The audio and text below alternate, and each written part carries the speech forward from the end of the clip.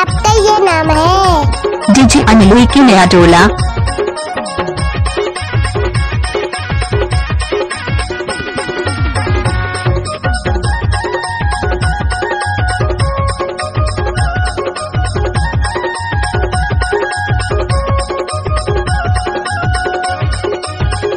DJ Anil की नया टोला।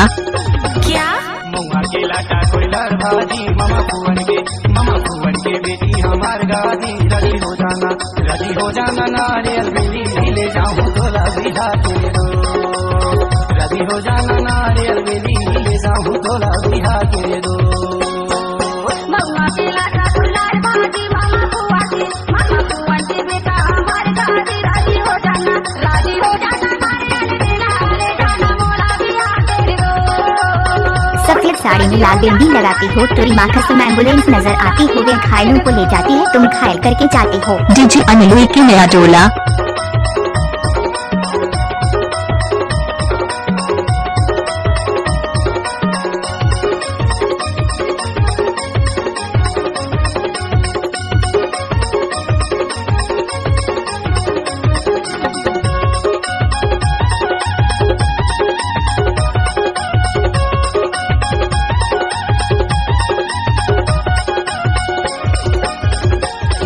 गजब आइटम है रे। डीजे अनिल की नया टोला। माथे की बिंदिया हाय है वो बिंदिया माथे की बिंदिया हाय है वो तोर सुता मरानी नहीं आवनी लिया हाय ले जाऊं तोला बिहा के रे दो तोर सुता मरानी नहीं आवनी लिया हाय ले जाऊं तोला बिहा के रे दो।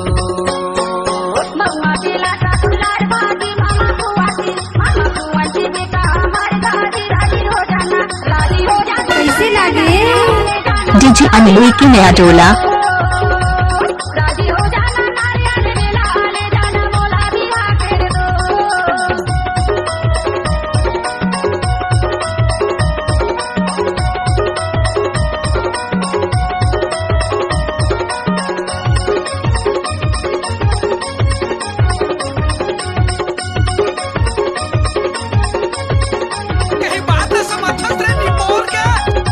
डीजे अनिल की नया टोला।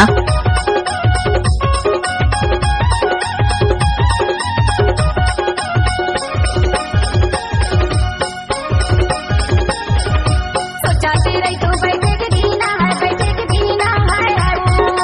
सोचाती रही तो बैठे के दीना है आयो चला करते तो कोई मिलना है ले जाना मोला बिहा कर दो चला करते तो कोई डीजे अनिल की नया टोला। बिहा कर दो। मुंगा के लाटा कोयलर भाजी मामा फुवन के बेटी हमार गाजी रजी हो जाना नारियल बेली ले जाऊं तोला बिहा के रो रजी हो जाना नारियल बेली ले जाऊं तोला बिहा के रो। डीजे अनिल की नया टोला।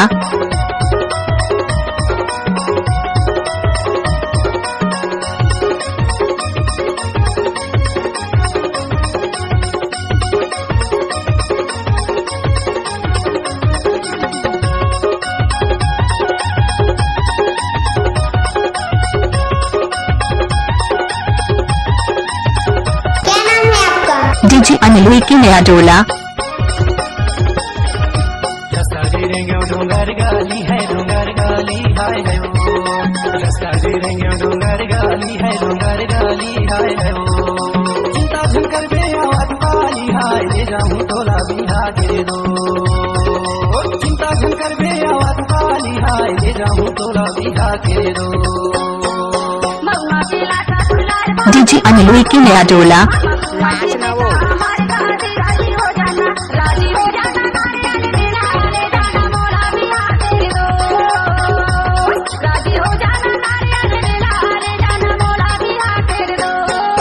मुंगा के लाटा कोयलर भाजी मामा फुवन के बेटी हमार गाजी रजी हो जाना नारियल बेली ले जाऊं तोला बिहा के रो डीजे अनिल की नया टोला। ले जाऊं तोला बिहा के रो राजी हो जाना नारियल बेली ले जाऊं तोला बिहा के रो राजी हो जाना नारियल बेली डीजे अनिल के नया डोला वाले।